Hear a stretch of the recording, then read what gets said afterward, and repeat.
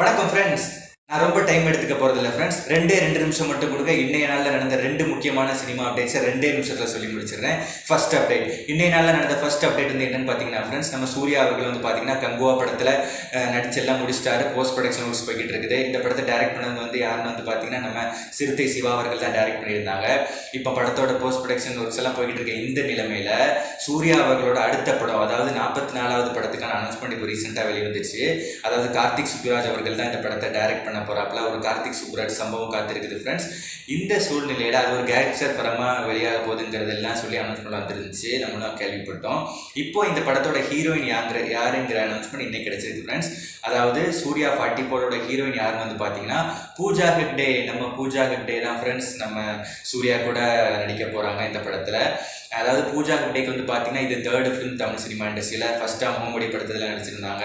அடுத்தா நம்ம தளபதி கூட பீஸ்ட் படத்தில் நடிச்சிருந்தாங்க. இப்போ 3rd நம்ம சூர்யா 44 படத்தில் கார்த்திக் சுப்புராஜ் டைரக்ஷனில் நடிக்க போகிறாங்க. எப்படி படம் வருதுன்னு பார்க்கலாம். நல்லபடியாக வர நம்ம வாழ்த்துக்கள் ஃப்ரெண்ட்ஸ்.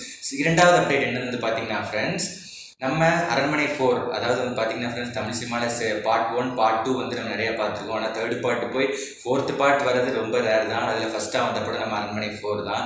இப்போ இந்த படம் வந்து பார்த்தீங்கன்னா ரிலீஸ் ஆகி 14th டே ஆகுது ஃப்ரெண்ட்ஸ். இன்னைய நிலைமையில் இதோட ஒட்டுமொத்த வசூல் உலகளவில் வந்து பார்த்தீங்கன்னா 10வது நாளே 50 crores கிராஸ் பண்ணிருச்சு. இப்போ நம்ம பேசிக்கிட்டு இருக்க இந்த சுச்சுவேஷனில் படத்தோட வசூல் வந்து எவ்வளோன்னு வந்து பார்த்தீங்கன்னா 73.5 crores ஃப்ரெண்ட்ஸ். அதாவது 73 கோடி கலெக்ட் பண்ணியிருக்கு இந்த சுச்சுவேஷனில் வேர்ல்டு வைடாக. நம்ம சுந்தர் சி டைரக்ஷனில் யோகி பாபு, கோவை சரளா, ராசி கண்ணா, தமன்னா எல்லாருமே நடித்து வெளியான நம்ம அரண்மனை 4 ஃப்ரெண்ட்ஸ்.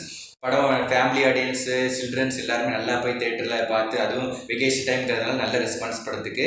படத்தோட வசூல் பார்த்தீங்கன்னா இதுதான் ஃப்ரெண்ட்ஸ்.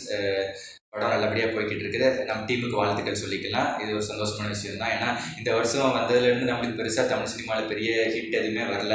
இப்போ தான் கொஞ்சம் நம்ம அரண்மனை 4, நம்ம ஸ்டார் மாதிரி படங்கள்லாம் கொஞ்சம் தலையெடுத்து எட்டி பார்த்துக்கிட்டு இருக்குது.